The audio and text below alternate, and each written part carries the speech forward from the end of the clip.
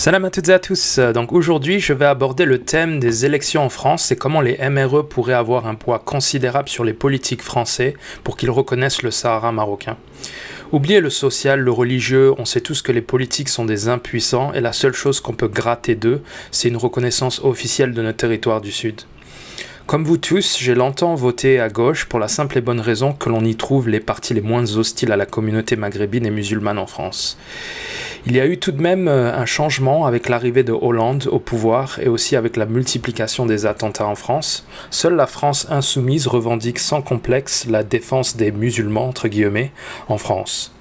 Pour ce qui est de mes positions, pour ceux qui me découvrent et qui n'ont pas suivi mes vidéos, ma thèse est simple. J'estime que le conflit du Sahara a considérablement affecté le développement du Maroc pour plusieurs raisons.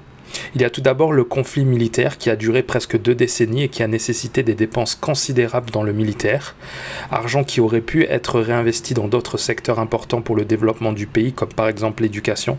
Dans les années 70 et 80, l'Algérie avait beaucoup plus de moyens financiers grâce au pétrole et donc son développement n'a pas été autant affecté comparé au Maroc qui a dû faire des sacrifices. C'est pour cette raison que le Maroc accuse toujours un retard dans le domaine de l'éducation. Le roi Mohamed VI a fait un travail considérable pour redresser la pente. En 1986, le taux d'analphabète au Maroc était de 70% de la population. En 2021, ce taux ne s'élève qu'à 29% de la population, ce qui est toujours élevé comparé aux 20% en Algérie et en Tunisie, mais c'est une remontée spectaculaire. Donc le Maroc a dû faire face à des choix d'investissement qui ont impacté son développement. Il y a aussi des dizaines de milliers de soldats marocains qui sont toujours déployés le long du mur des sables pour assurer la sécurité du peuple marocain. Donc à chaque fois qu'un Marocain me parle de fraternité avec des Algériens, il insulte ces milliers de soldats marocains qui défendent le pays nuit et jour ainsi que ceux qui sont morts pour cette terre. L'autre raison qui explique le retard du Maroc, c'est le chantage des puissances occidentales qui contraint le Maroc à brader ses ressources pour un soutien artificiel à sa cause. Je pense que l'accord de pêche avec l'Europe est le parfait exemple de cette stratégie de l'Occident qui veut notre poisson à condition qu'ils le pêchent eux-mêmes. Si on était amené à pêcher notre poisson et le transformer nous-mêmes, ils nous interdiraient l'accès à leur marché en citant le droit international et la situation des droits de l'homme au Sahara marocain. C'est tellement classique des Européens. Sans parler bien évidemment de l'Espagne qui a utilisé ce conflit pour sécuriser ses colonies du Nord. Il n'y a pas seulement la pêche, je peux citer l'exploration pétrolière et gazière avec des deals à 75-25% pour le Maroc. Même chose dans le secteur minier. Pendant très longtemps, le Maroc n'a pas pu exploiter les ressources de son Sahara à cause du statut de la région et du risque d'un procès international. Des cargos de phosphate en provenance du Sahara ont été bloqués en Afrique du Sud et attaqués dans les tribunaux néo-zélandais. Ça a donc été un problème, beaucoup moins important aujourd'hui grâce à la reconnaissance de Trump. Un républicain conservateur de droite, qui aurait cru que Trump aurait pris la décision la plus conséquente de l'histoire moderne du Maroc après la reprise de ce territoire aux Espagnols. Le conflit du Sahara est donc la principale cause du retard du Maroc et donc par conséquent de l'immigration de milliers de Marocains en Occident. Et aujourd'hui, ces Marocains, dans leur grande majorité, votent pour des partis qui soutiennent l'autodétermination au Sahara et potentiellement la partition du pays en deux. Les pires sont bien évidemment les communistes et les Verts. Voici un article de l'Humanité qui critique la décision de Macron d'ouvrir une antenne La République en marche à Dakhla. Il y a aussi le maire d'Ivry qui est aussi hostile au Maroc et qui soutient un des membres du Polisario qui a été condamné à de la prison pour avoir participé au massacre de soldats marocains à Laayoune il y a une dizaine d'années. Il y a aussi Jean-Paul Lecoq, communiste, qui lui aussi soutient le Polisario. Le Front Polisario a de nouveau contesté l'accord commercial entre l'Union européenne et le Maroc, qui permet à Rabat d'exporter en Union européenne des poissons issus des eaux territoriales du Sahara occidental occupées au tarif douanier préférentiel. Une audience s'est tenue durant 2 jours et doit rendre son verdict d'ici quelques mois. En effet, après l'arrêt de 2018, qui a replacé le droit international au centre du jeu, la Cour de justice de l'Union européenne reprend un dossier sahraoui pollué par des tentatives de contourner le droit dans l'unique but de permettre au Maroc d'asseoir sa légitimité et sa souveraineté de fait sur ce territoire au statut, je le rappelle, non autonome.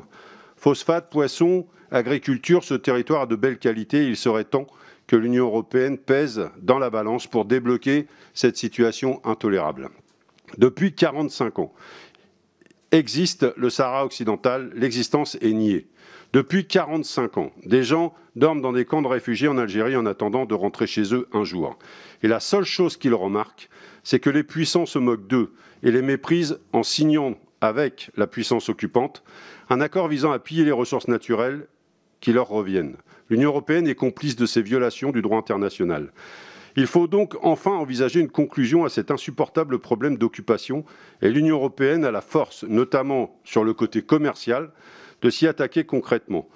Déjà, plusieurs entreprises ont indiqué refuser de continuer à travailler au Sahara occidental tant que le statut international de cet espace n'était pas réglé. C'est positif. Mais il reste du chemin à faire.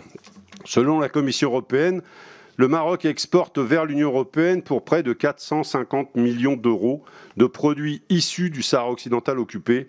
Et en retour, l'Union européenne verse 52 millions d'euros à Rabat pour que le Maroc contribue à l'emploi local au Sahara occidental et limite les migrations en partance de ce territoire. Messieurs les ministres et monsieur le vice-président de la Commission, vous avez appelé dans vos interventions préalables au respect des accords de Paris, au respect concernant le travail des enfants, au respect du droit des travailleurs, au sujet du devoir de vigilance pour la responsabilité des entreprises. Comptez-vous, à l'issue de ces réunions, en appeler au respect du droit international? Voici un autre communiqué d'Europe Écologie Les Verts. Ils sont particulièrement actifs en Allemagne. Et enfin, voici un article d'un des membres de la France Insoumise, Loïc Prodhomme, qui a alerté le ministre des Affaires étrangères sur la soi-disant situation catastrophique des habitants du Sahara marocain. Pour ce qui est des socialistes, ils ont participé à la création d'un groupe de réflexion en 2013 sur le Sahara occidental. À part les communistes qui assument leur soutien au Polisario, les autres partis sont plus flous. C'est souvent des prises de position individuelles, mais on sent qu'il y a un malaise. Pour ma part, je considère que tous ceux qui souhaitent un référendum au Sahara sont pour la destruction du pays. Le problème des MRE, c'est qu'ils ne sont pas au courant des prises de position des partis pour lesquels ils votent sur la question du Sahara marocain. Le maire d'Evry, par exemple, a certainement dû être élu grâce à eux, grâce au vote des Marocains. Face à ça, j'aimerais vous montrer une intervention de Sarkozy sur le Sahara marocain. Et je regrette que mon projet d'union pour la Méditerranée ait été abandonné. Chaque fois que nous avons tourné le dos à la Méditerranée, nous avons cru tourner le dos à notre passé. En fait, nous avons tourné le dos à notre avenir. L'union pour la Méditerranée, je n'ignore pas le problème qu'il y a, notamment avec la question palestino-israélienne. Mais l'union pour la Méditerranée, le travail ensemble des pays du Nord et des pays du Sud est indispensable.